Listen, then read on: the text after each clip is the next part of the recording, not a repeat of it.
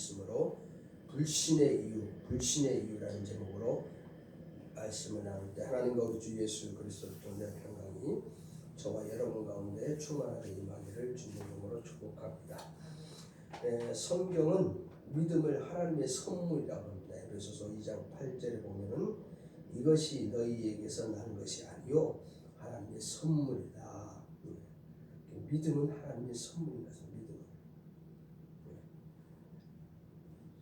의심하려면 모든 것이 다 의심투성이로 만들어진 것을 보고, 의심은 끝이 없는 것 같아요. 의심이 꼬리를 물고 또 다른 의심을 만드는. 근데 믿으려고 하면 모든 것이 다 믿어지는 거죠. 다 믿어지는 거예요. 우리가 믿음할 때 세 종류의 믿음이 있다고 합니다. 일반적인 믿음, 야 오늘 해가 뜰 것이다. 일반적인 믿음. 그리고 내일 저녁 때는 해가 뭐합니까? 질 것이다. 일반적인 믿음이죠.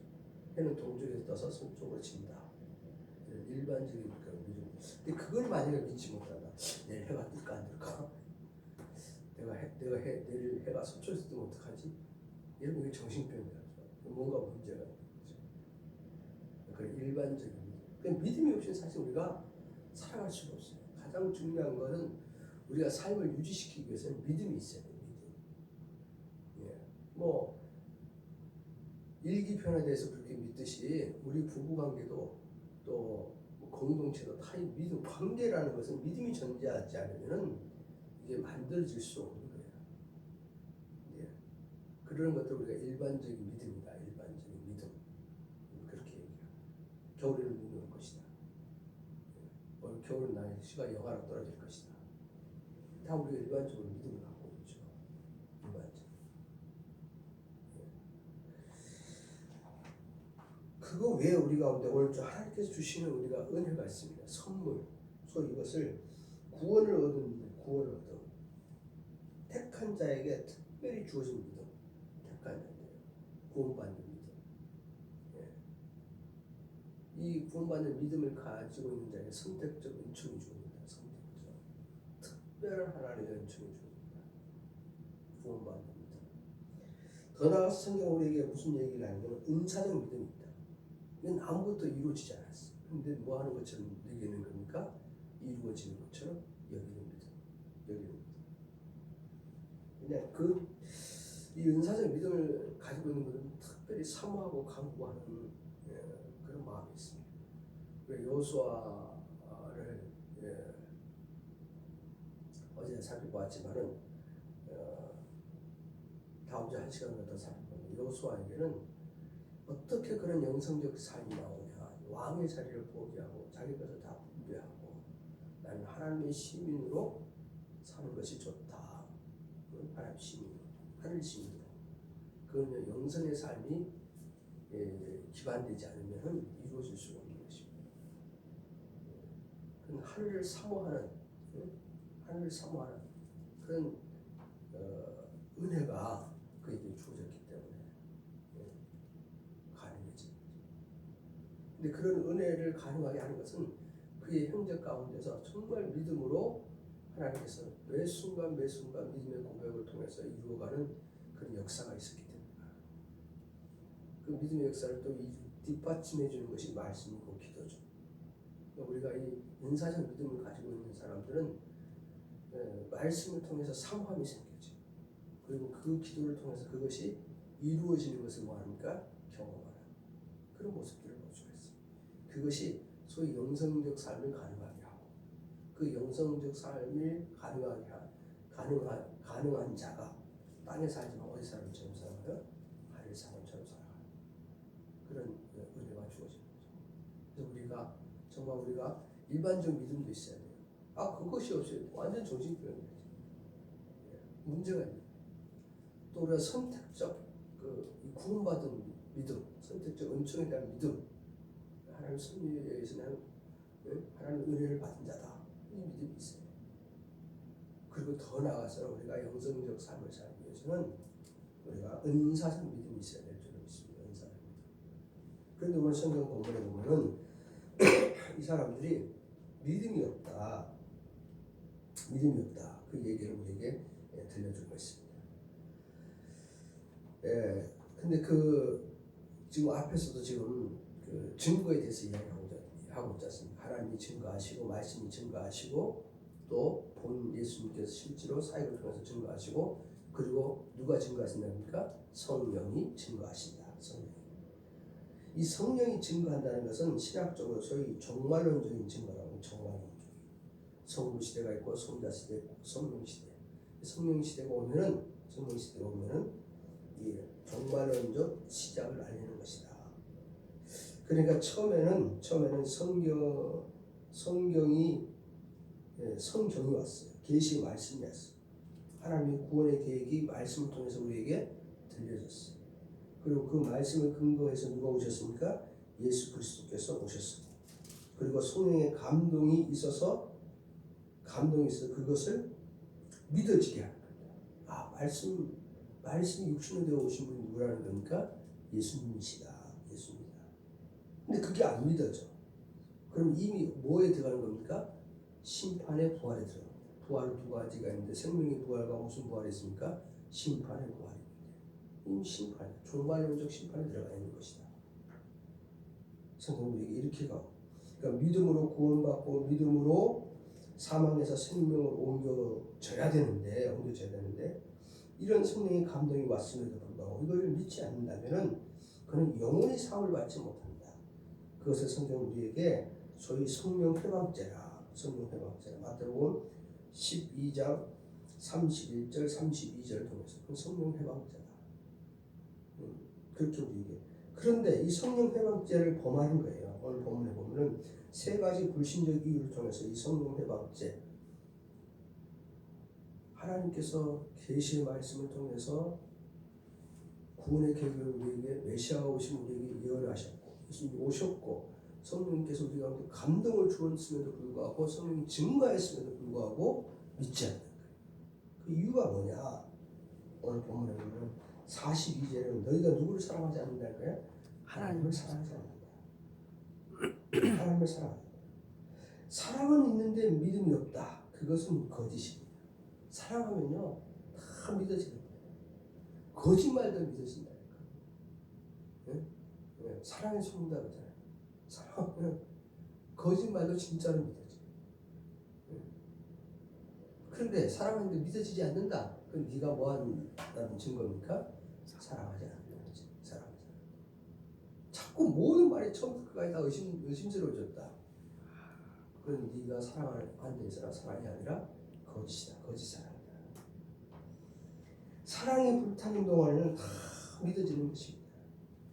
그래서 우리가 의심이 들 때마다 하나님의 사랑하는 마음이 식어졌음을 알고 우리가 회개하고 하나님 앞에 더 가까이 하나님 정말 내가 하나님을 사랑하는 그런 은혜가 내게 주어지게 하여 주옵소서.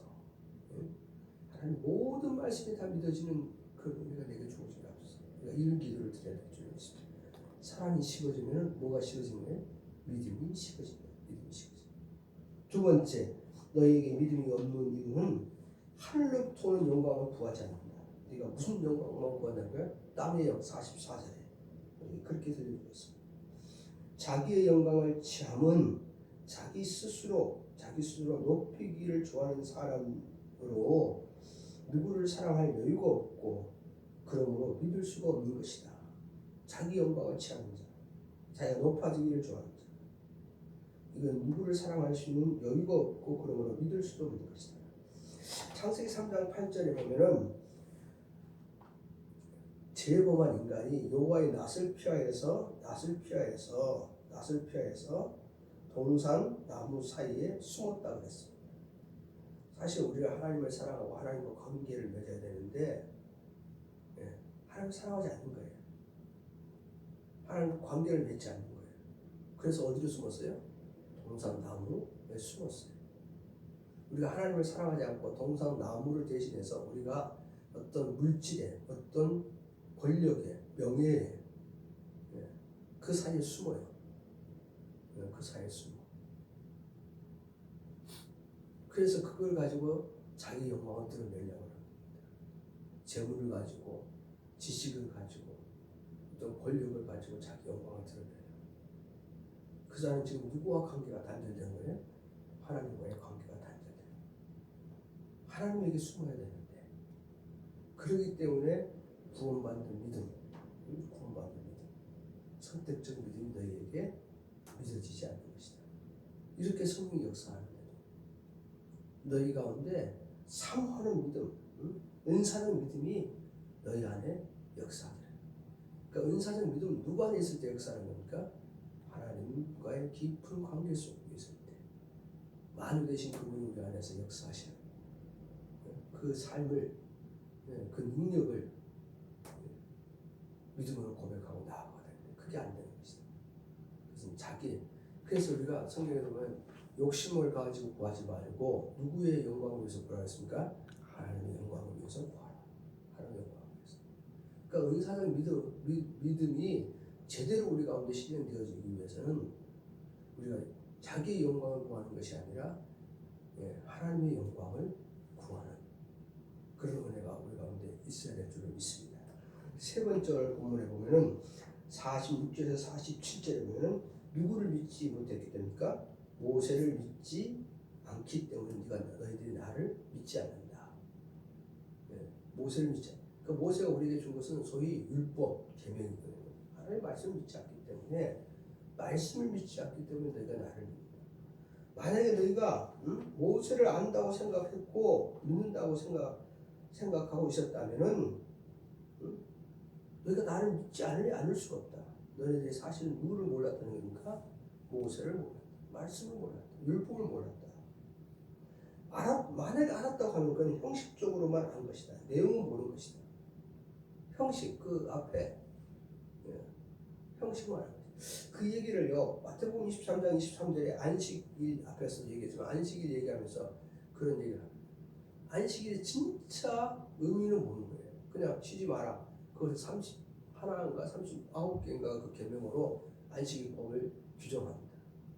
그건 뭘 하고 내용은 없고 뭐만 하는 겁니다. 그 형식만 하는 거예요. 그래서 진짜 율법이 얘기하고 있는 것은 너희가 모르고 그 외형만. 근데 주님께서도 뭐라 하냐면 이것도 행하고 저것도 뭐 하지 말아요? 버리지 마라. 두 가지가 다 같이 가야 돼요. 어떤 사람은 내용만 또 가요. 근데 내용도 가고 뭐도 가라 하니까 형식도 가라. 그렇게 얘기하는 것을 우리가 마태복음 23장 23절에 너네들 문제가 뭐냐? 형식은 아는데 뭐는 없다는 겁니까? 내용을 모르거든. 지금 그 본문이 뭘 얘기하고 있는지, 누구를 얘기하는 건지. 글자는 눈에 들어오는데 그 속에 담긴 뜻은 메시아는 모른다. 율법을 안다는 것은 본뜻을 아는 것이다. 본뜻.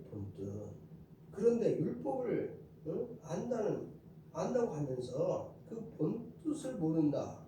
이건 외식주의에 빠질 것이다. 지금 너희가 그런 거다. 그래서 주님께서 바리새인과 서기관들을 꾸짖을 때 꼭 그 앞에 붙은 단어가 있어요. 외식하고 외식하는 서기관들, 바리새인. 형식주의에 빠져 있는 이 자. 해칠한 무덤 같은 겉은요 아주 해칠해서 뭐 하시세요.